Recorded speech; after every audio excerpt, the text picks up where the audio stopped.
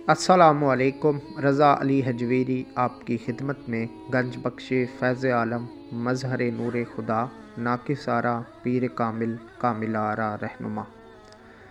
खुदा की हकीकत को जानने वाले सरगर्दान लोगों को आज तक अपनी खुदी यानी हकीकत कुदरत का शाहकार हज़रत इंसान ही समझ नहीं आ सका। मेरे पीरो मुर्शिद हज़रत दाता गंजबख्श अली हजवेरी रहमतुल्लाह अलैह ने अपनी मायनास तसनीफ़ कश्फुल माजूम में इंसान की हकीकत के मुतल्लिक़ मुख्तलिफ़ नज़रियात रखने वाले लोगों की हकीकत बयान फरमाई है। बाज़ कहते हैं कि इंसान रूह के सिवा कुछ नहीं और ये जिस्म इसकी ढाल और इसकी ज़ाहिरी सूरत है या इसकी जाए रिहाइश है, और हिर्स और अक़ल इस रूह की सिफ़त है। लेकिन ये मिलत गलत है, क्योंकि रूह जब जिस्म से जुदा होता है तब भी इंसान इंसान कहलाता है। फ़र्क सिर्फ ये है कि जान तो जानवरों के अंदर भी मौजूद होती है, लेकिन इसको इंसान नहीं कहा जाता। इंसान का मकाम फरिश्तों से भी आगे है, और ये कैसे है? अगर इस राज को खोल दिया जाए तो एक झगड़ा शुरू हो जाएगा। इंसान चूँकि एक राज है, ये राज जिस पर भी खुला उसने आगे किसी पर नहीं खोला।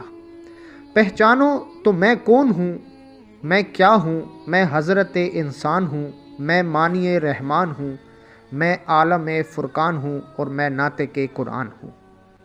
जब से इंसान की बात शुरू हुई है इस कायनात में, तब से झगड़ा शुरू हो गया है। जिन्नात, फरिश्ते और फरिश्तों का सरदार इबलीस, इन सब ने मुखालफत की, लेकिन फरिश्ते बाजी ले गए।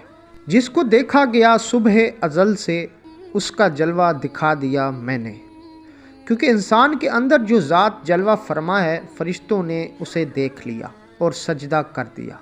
लेकिन इबलीस को नज़र नहीं आया, उसने बस ज़ाहिरी मिट्टी का बुत देखा इंसान का और इसका इनकार पर बैठा। इंसान, इबलीस और फरिश्ते, इस वाक़े में बहुत बड़े राज पोशीदा हैं। अल्लाह पाक की ज़ात ने जिसको ये बात समझा दी कि इंसान कौन है, मतलब एक तरफ इनकार करने वाला था यानी इबलीस, जिसने इंसान के सिर्फ ज़ाहिरी बुत को देखा, और दूसरी तरफ फरिश्ते जिन्होंने इंसान के बातिन को देखा और इसे सजदा कर दिया।